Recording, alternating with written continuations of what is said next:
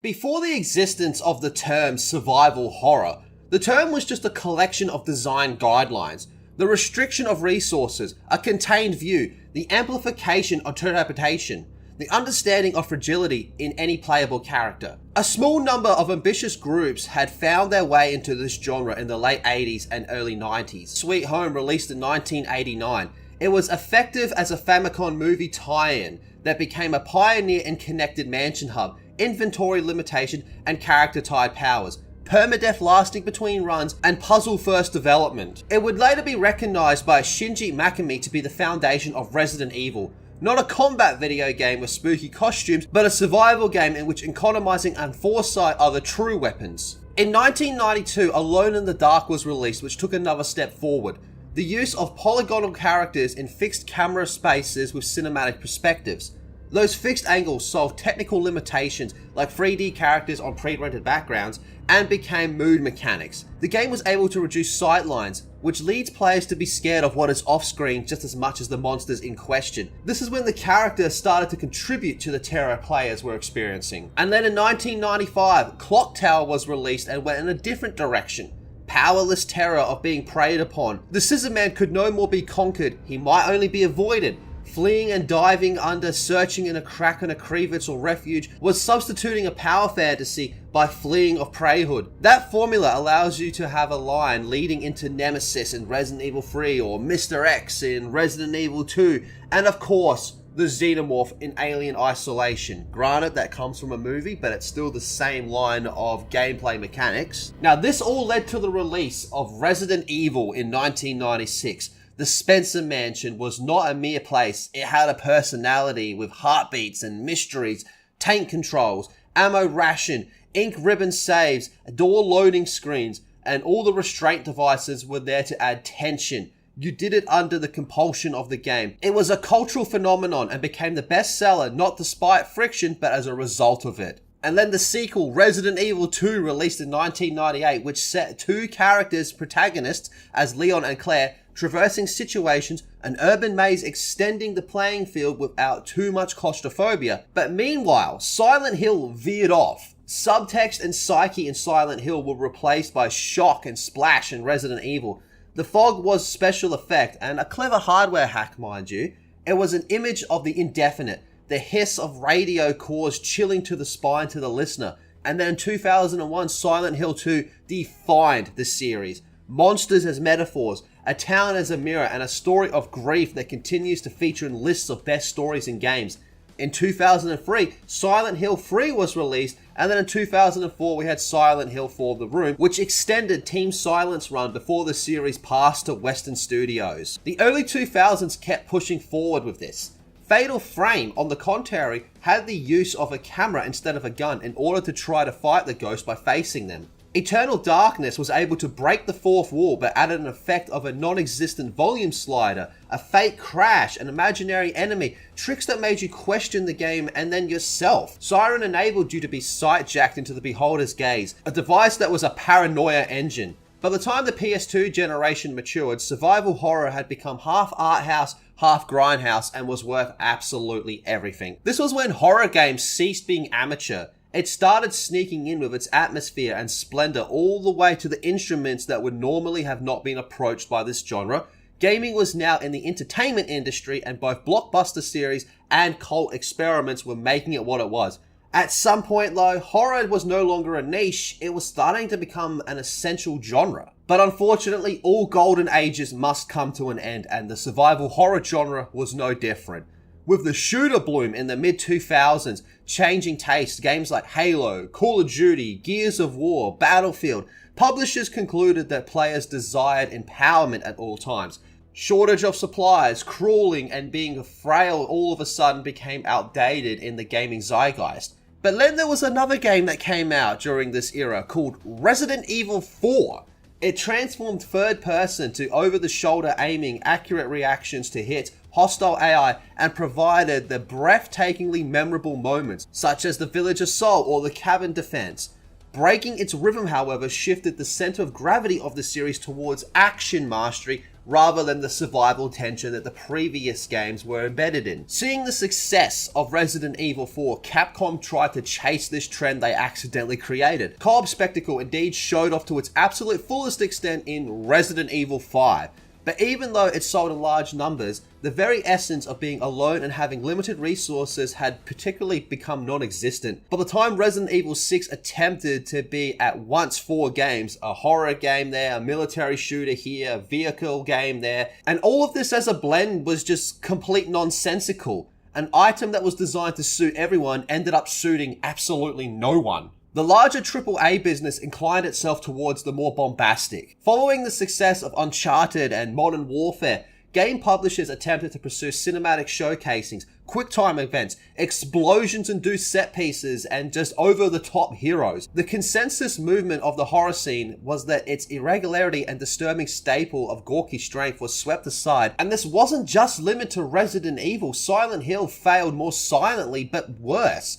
Team Silent broke up, and the series passed on to other Western studios. Origins, Homecoming, Downpour, all of them had their time, although the symbolism as design that characterized Silent Hill was overtaken by creaky town staples. The monsters in the game just no longer signified anything at all. They were just there to be there. And that's when we got a game called Dead Space.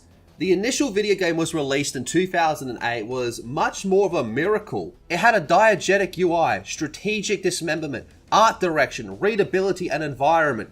In 2011, Dead Space 2 took a step forwards with set pieces without losing the presence of dread. But Dead Space 3, which came out only 2 years later, compromised isolation and immersion by adding optional features like drop-in co-op and of course microtransactions. This is an EA game after all, that contribute to a whisper in your ear saying that you should buy more parts. Sales slowed, and years later, EA closed Visceral Games. Now, this closure happened in 2017 and was also around the time we were supposed to start to get more information about Star Wars 1313.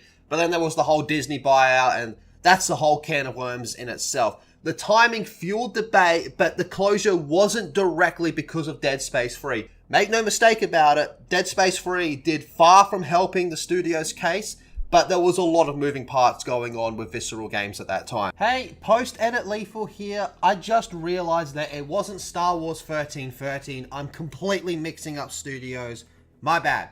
Anyway, back to the video. By the early 2010s, the AAA message had become obvious. Horror was not selling. The players never indicated that. Executive actions were the ones to dictate that. But of course, when mega studios shunned them, it was the indies who'd come to take possession of this genre. With no blockbuster budgets or 4-quadrant requirements, the smaller teams would be at liberty to devote themselves to a feel and concept to solidify frightening thoughts in their games. The Dark Descendant took combat away from Amnesia. You used to hide, you used to flee, manage light and keep your sanity in control. The blackness was clockwork, and bravery was a blood eater. And where it starts to get interesting was it wasn't just the sales of this game that made it a success, it became part of the YouTube streamer zeitgeist to watch a person breaking under the pressure of playing Amnesia. And this theme of voyeurism was weaponized in Outlast. The night vision of a camcorder was all you had, but you grasped with every few batteries. You were staring into the darkness, knowing that sight was seen and could be a factor whether it was proven to be fatal to you. Lockers, beds, doors, micro-symmetries of guardianship turned each pursuit into a social media video on the verge of being filmed. Quick little side note here, but I always thought the Outlast series was inspired by a snuff genre. Let me know if you agree with that in the comments, because that's just something I've always thought. Anyway, ranging from the severely limited resources came another game that would end up becoming extremely popular, Five Nights at Freddy's. It reduced terrorism to time, camera inspection, and limited energy, and applied layers of previously unknown lore, which stoked theory videos throughout the decades. It was this proclaimed reaction culture that taught a generation of horror in Freddy jump scares rather than zombies in a black fog chasing you. This was an interesting time for the horror genre in video games because there was the rise of streaming and how that all contributed to this genre becoming popular again. But the thing about horror is it cannot be consumed in just one unique way. It's easy to digest, it's easy to cut, It's an emotional phenomenon. The Amnesia series of videos from PewDiePie, the FNAF stunts of Markiplier, and the co-op violence of a game like Phasmophobia, which would come out later, created a culture in which one did not play horror, they acted in it. Indie teams were able to exist and design towards this loop. By the mid-decade, the genre was not only surviving, it had transformed into this cross-platform event, personal to play, but collective to view. And with all this going on, the AAA return to the horror started with the decision to become smaller. Resident Evil 7 Biohazard, released in 2017, reset the dials. First person, a single cursed house, scarce resources, safe rooms, and antagonists who were not abstract but personal. Some players saw this view change as a promotion to the series based on an over-embodiment identity, which they would argue did work for the game. Resident Evil 7 never asserted that players should be scared, it was a design value, and it seems to have worked because the game has sold over 15 million copies. But let's rewind the clock a few years ago, to 2014, when something broke onto the scene called PT. It had rescaled the medium in terms of size, a windling passage, a ghost, conundrums that were part of the half walking, part dreaming. Unfortunately, this game never fully materialized, but this is something that both the industry and players never forgot. PT had demonstrated that the photorealism and close loops like no blockbuster set piece could be harrowing. Its mark can be traced onto Resident Evil 7 and thousands of indie imitations. Seriously, if this game ever actually released, I don't know. I feel like the timeline would be completely different of events. This is like a canon moment that it didn't release. In 2019, Capcom introduced Resident Evil 2 Remake. It maintains the spirit of the original with limited ammo, 3D mazes, and multi-level structure of the Raccoon Police Department, and it revitalizes the movement and shooting. Mr. X has turned into a wandering generator of anxiety and has also become a bit of a meme. Jesus, stay back! This is what you hear and listen. This is what you hear and listen. X gon' give it to you. Which is also an indicator that traditional survival design can still dominate attention.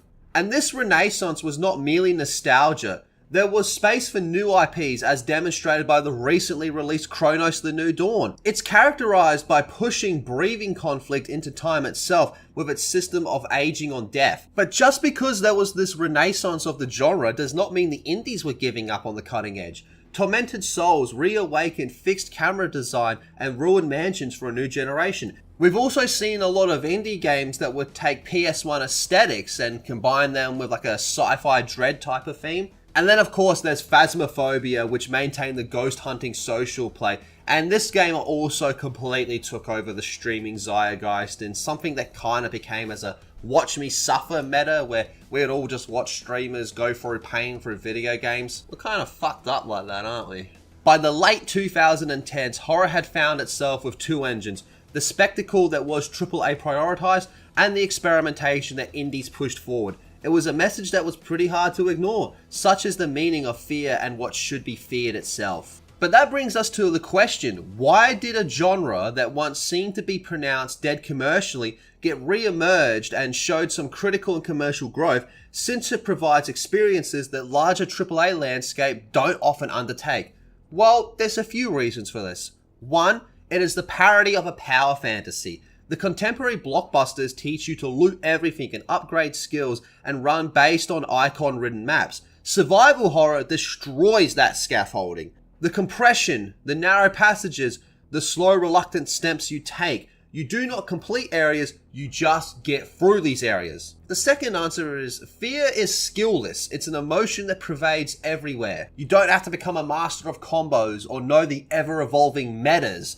The feelings such as anticipation, dread, relief are just human default feelings. Other genres are forgiving to those who are better optimizers, but the horror genre rewards stamina and nerves. The third reason is that restriction is a design multiplier.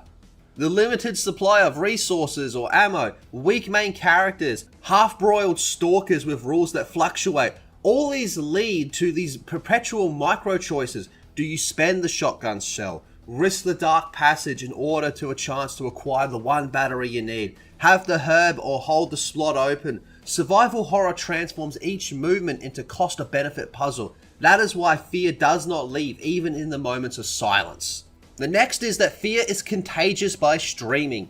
You can read a horror clip in 3 seconds on Twitch or YouTube or Twitter. A scream, a look, a leap. It's a probability that makes game culture. PT corridors, Mr. X footsteps, Outlast, night vision, all these are part of the clip economy as it's called now, but horror sells horror, which people like watching.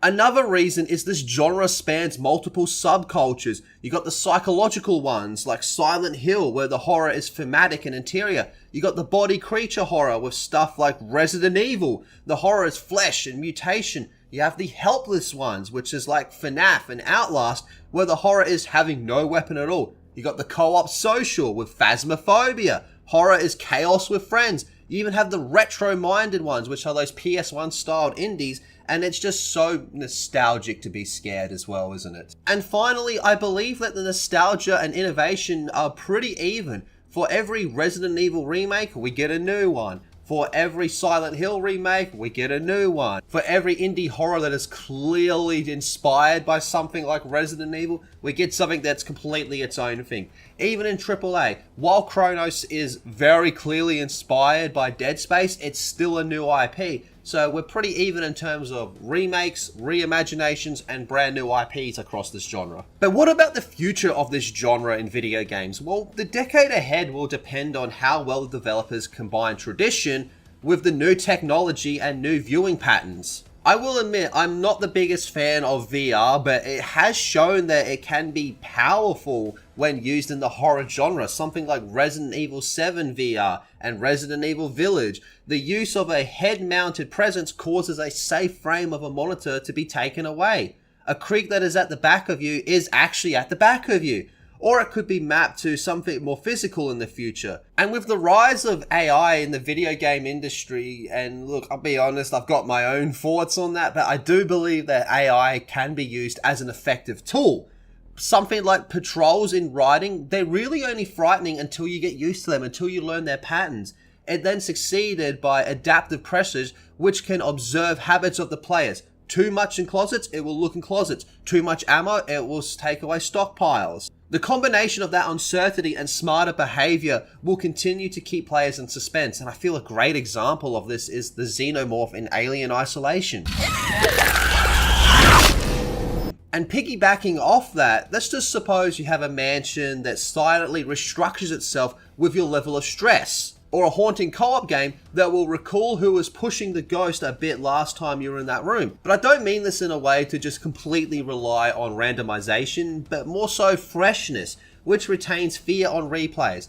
Phasmophobia has demonstrated that systems are more appealing than scripts, anticipate more than systematic hauntings. And then we got the hunger for the remakes, like the Resident Evils and the Silent Hills. They're not leaving. In fact, recently we did get confirmation that they're going to be doing a remake of Silent Hill 1. So this does lend some hope to long lost horror gems from like the PS1 era, for example, could potentially be getting a remake. Now, whenever it comes to a remake or remaster, there's always the asterisk we got to put next to it going, well, are they going to fuck it up? But hopefully not. But, you know, the possibility of it being ruined or it being better are both applicable.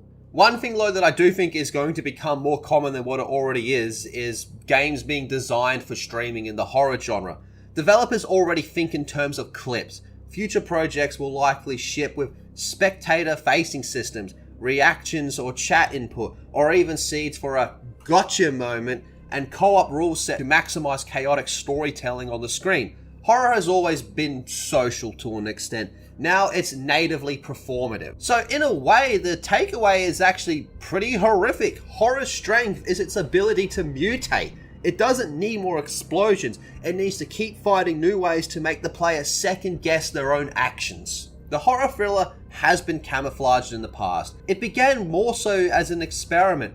Reflexes to bizarre DNA, puzzle-filled mansions, on-screen alone in the dark, being hunted and feeling powerless, or even being psychologically tormented. And then this all blasted into a golden age with Resident Evil and Silent Hill and Fatal Frame, and there's many more examples. It stumbled when the industry and the zeitgeist began to seek more empowerment and spectacle, and then we had to rely on the indies to bring the genre back to the forefront. So its revival wasn't a fluke. Resident Evil 7 made scarcity and space virtues again. The Resident Evil 2 remake showed that it's possible to relive old associations without the loss of form. And then PT taught us that a hallway could feel infinite and just filled to the brim with terror. Chronos The New Dawn demonstrated the new concept of an IP can still become something unexpected by making time the enemy. The indies maintained the victim's edge. Terror was spread by the crowd. Prestige projects reminded us that horror is more profound than it is ugly. So why does survival horror endure? It endures because the thrill of survival is at its sweetest when you're at your most powerless, when every heartbeat feels like you're on borrowed time.